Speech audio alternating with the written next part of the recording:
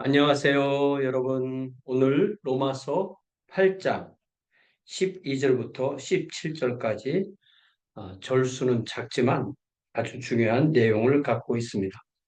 이 로마서 7장과 8장이 분위기가 너무 다르잖아요.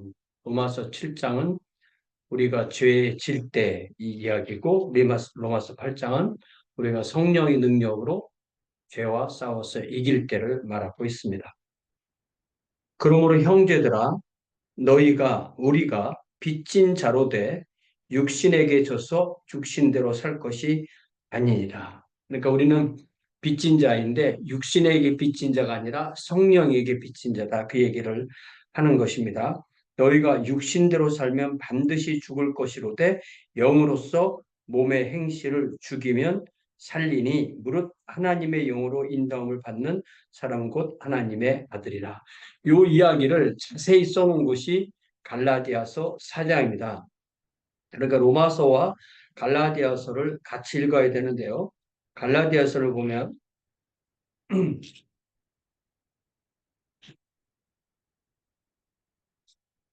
갈라디아서 5장이죠. 갈라디아서 5장. 우리가 지난주일에 본 것이 갈라디아 4장이고, 갈라디아 5장에 보면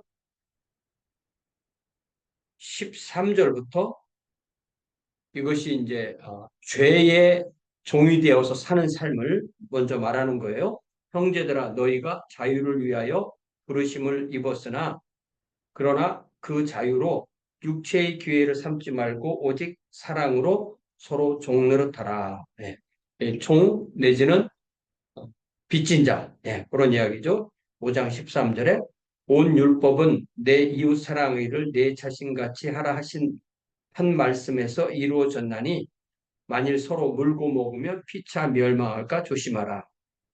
내가 이르노니 너희는 성령을 따라 행하라. 그리하면 육체의 욕심을 이루지 아니하리라. 육체의 소욕은 성령을 거스르고 성령은 육체를 거스르나니 이 둘이 서로 대적하므로 너희가 원하는 것을 하지 못하게 하려 함이라. 너희가 만일 성령의 인도하시는 바가 되면 율법 아래에 있지 아니하리라. 그러니까 성령의 인도함을 받느냐, 어, 이 죄의 욕심에 의해서 율법의 어, 메인 그런 삶을 사느냐 그거죠. 자, 그래서 19절부터 육체의 이름 분명하니 하면서 보통 우리가 죄 가운데 매이면 맺는 것들, 음행, 더러운 것, 호색, 우상숭배, 주술, 원수 맺는 것, 분쟁, 시기, 분냄, 당지는 것, 분열함, 이단, 투기, 술취함, 방탕한 또 그러한 것들, 이런 것을 로마서 8장 12절부터 이야기하는 거예요. 그러므로 형제들아, 우리가 빚진 자로 돼 육신에게 져서 육신대로 살 것이 아니니라. 너희가 육신대로 살면 반드시 죽을 것이로되 영으로서 몸의 행실을 죽이면 살리니 무릇 하나님의 영으로 인도함을 받는 사람 곧 하나님의 아들이라. 그래서 우리가 하나님의 아들로서 성령의 인도하심을 받으면 어떤 삶을 사느냐면 22절에 갈라디아서 다시 5장 22절에 오직 성령의 열매는 사랑과 희락과 화평과 우레참음과 자비와 양선과 충성과 온유와 절제니 이 같은 것을 금지할 법이 없느니라. 그리스도 예수의 사람들은 육체와 함께 그 정욕과 탐심을 십자가에 못 박았느니라. 만일 우리가 성령으로 살면 또한 성령으로 행할지니 헛된 영광을 구하여 서로 노엽게 하거나 서로 투기하지 말지니라. 이렇게 갈라디아서 5장 13절부터 26절까지는 성령으로 사는 삶과 육체로 사는 삶이 계속 대비돼서 나오는 것이고, 그것이 이렇게 축약되어서 말씀하는 것이 로마서 8장인 거예요. 로마서 8장 12절부터 14절까지 다시 읽을게요. 그러므로 형제들아, 우리가 빚진 자로 돼 육신에게 져서 육신대로 살 것이 아니니라. 너희가 육신대로 살면 반드시 죽을 것이로되 영으로서 몸의 행실을 죽이면 살리니 무릇 하나님의 영으로 인도함을 받는 사람 곧 하나님의 아들이라. 그러니까 하나님의 영이 곧 성령이고 그리스도의 영이고 그 영이 우리를 이끄는 것이죠. 그래서 9절에서도 뭐라고 말하냐면 로마서 8장 9절에 만일 너희 속에 하나님의 영이 거하시면 너희가 육신에 있지 아니하고 영에 있나니 누구든지 그리스도의 영이 없으면 그리스도의 사람이 아니라. 그러니까 그리스도인은 하나님의 영, 그리스도의 영, 성령께서 우리 안에 계시기 때문에 그 성령의 인도하심을 받아서 성령의 열매를 맺을 수가 있다는 것입니다. 그러니까 육체의 열매는 우리 열매예요. 성령의 열매는 성령의 열매입니다. 성령의 열매가 우리라는 가지를 통해서 맺히는 거죠. 그래서 우리 주님께서는 요한복음 15장에서 포도나무와 가지에 비유해서 그걸 명확하게 말씀하십니다. 다시 요한복음 15장으로 가보면 나는 참 포도나무요 내 아버지는 농부라 무릇 내게 있어 열매를 맺지 아니하는 가지는 아버지께서 그것을 제거해 버리시고 죽는다고 그랬죠.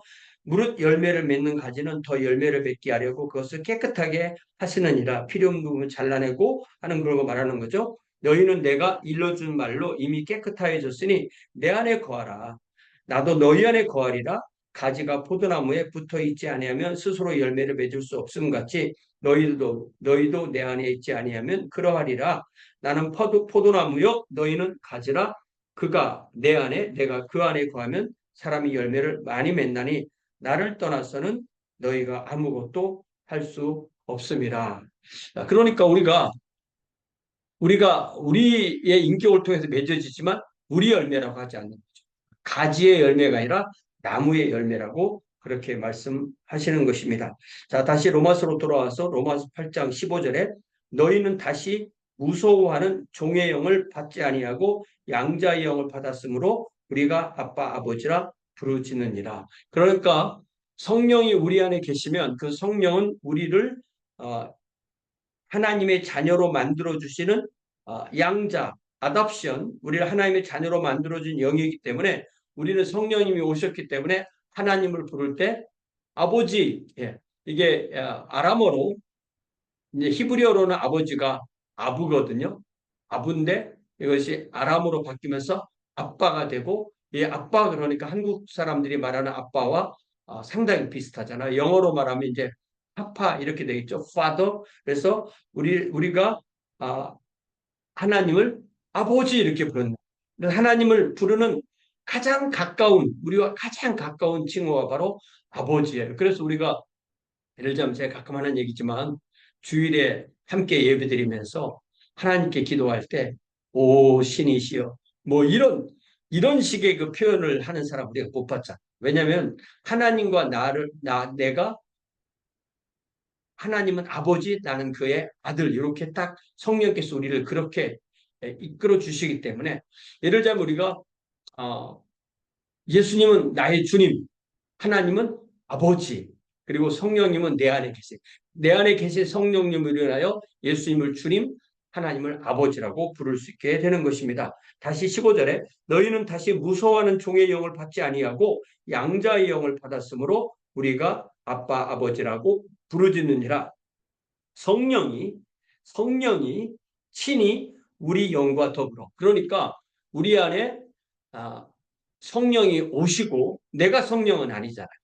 우리 안에 성령이 오시고 그 성령께서 우리 영을 살리셔서 우리 영에게 우리가 하나님의 자녀인 것을 알려주셔서 그렇기 때문에 성령이 친히 우리 영과 더불어 성령이 우리 영과 함께 우리가 하나님의 자녀인 것을 증언한다. 이 가장 중요한 증거가 바로 뭐냐면 하나님 아버지 이렇게 우리가 부르고 고백하는 것입니다.